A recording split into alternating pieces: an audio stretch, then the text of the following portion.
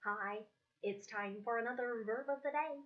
Today's verb is mentor. Let's take a look at some of the definitions or ways that we use this verb. The first way you might hear the verb mentor used is to mean to advise or train someone. And that someone that is receiving the training or the advice is generally younger or less experienced. A second way you might hear the verb mentor used is to mean to serve as a trusted counselor or teacher for someone. The thing to note about mentoring is most commonly it's done one-on-one. So this isn't like being in a large classroom setting and having a teacher who's giving you new information, new ideas, new things to memorize. Again, it tends to be one-on-one or maybe in a very small group. You should know that mentor is a regular verb. To make the progressive tense, all we need to do is add ing to form mentoring. The past tense and participle forms of this verb are made by adding ed. The base verb mentor ends in a voiced R sound. So our ed is going to make a D sound. Mentored, mentored. You'll be happy to know that there are no additional usages or meanings in making phrasal verbs with this particular verb. So that's going to allow us to focus on practicing this verb in a couple different verb tenses. Today we're going to focus on the present perfect progressive and the simple future. Let's start with the present perfect progressive. With this particular verb tense, we're using it to describe an activity that has started in the past and it continues into the present. This is an action that is not complete. Many times, people will use the present perfect to also describe that type of action, something that started in the past and continues into the present. The trick or way I find myself many times using the present perfect progressive is when I really want to stress how long something has been happening or maybe how many times a particular action has been done and continues to be done. So the thing I like to remind my students of when I'm talking about the present perfect progressive is that the name here has three P's. So please remember, you need three parts to make this verb tense. The first part is going to be the present form of have or has. That will change based on what our subject is. Then we're going to use the participle been, B-E-E-N, and then we use the ing form of the verb. Here's an example sentence. She has been mentoring middle school students for over 10 years.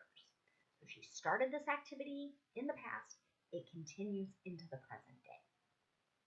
If you want to make a negative present perfect progressive sentence, you need to insert not after have or has. And it's okay if you want to use the contractions hasn't or haven't. You'll see that in my example. We haven't been mentoring anyone during the pandemic.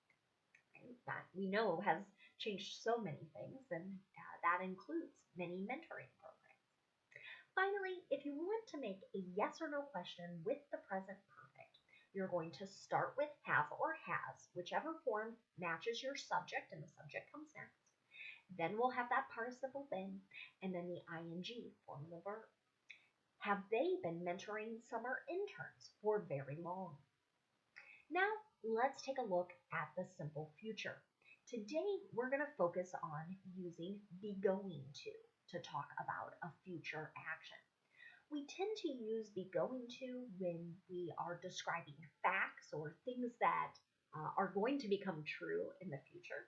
We will use it to make predictions, and then most commonly, we use it to talk about our plans.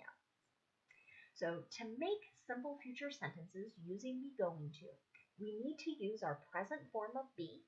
That's going to be am if the subject is I, is if the subject is he, she, or it, or are if the subject is you, we, or they. So we're starting with that present form of be. Then we're going to have going to and the base verb. So really the only tricky thing to remember is to have the right form of the be verb in these sentences. Let's take a look at an example. As he nears retirement, he's going to mentor more recent graduates. So this sentence is noting someone who's reaching the end of his particular career or profession, and now he has plans to provide training, guidance, advice to younger professionals. If you want to make a negative sentence in the simple future using be going to, you need to insert not after that be verb. Here's another example.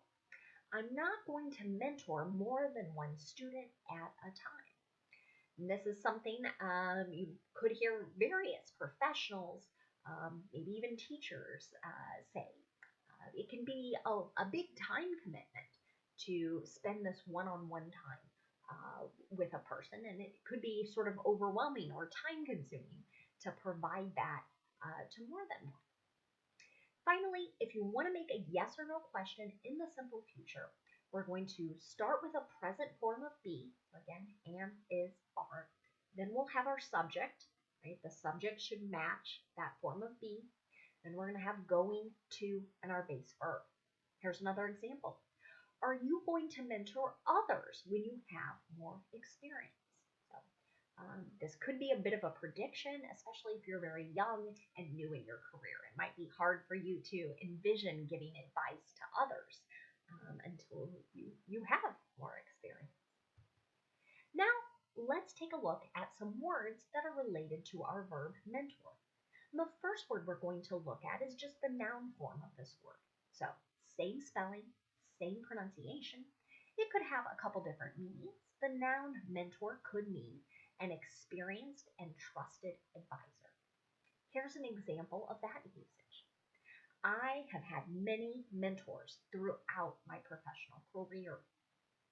This is very much a true statement, and I've been thinking about this. I think I've shared with you in this week's videos that I recently lost someone I considered to be a very close friend and a mentor. So first, this person was a mentor, someone I went to advice regarding teaching English, teaching others, teaching adults, and so many other things.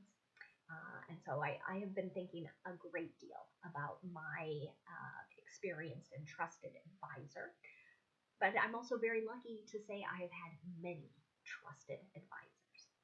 A second way you may hear the word mentor used is to refer to an experienced person who is in a company or in a college or a school, and that person is responsible for giving advice to new employees, new students. Could also be younger, less experienced students. Here's an example. In this program, high school students can choose to be assigned a mentor.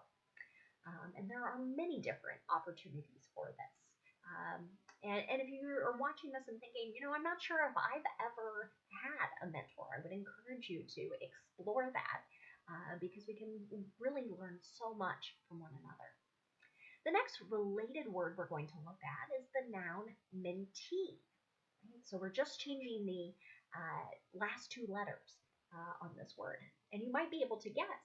A mentee is a person who receives that advice, receives the training, or maybe receives counsel from a mentor, the more experienced person.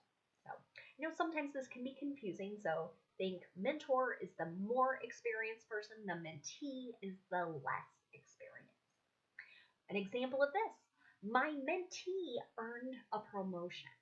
So I know I've just shared with you that I have had many great mentors. I've also been part of formal mentoring programs where I had mentees, and I was always very excited to see my mentees reach their professional goals and achieve new things. The last word I'm going to leave you with today is the noun mentorship.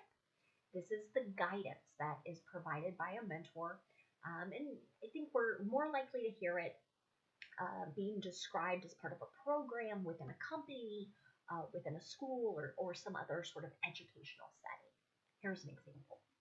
Her mentorship has helped me develop and enhance my teaching skills.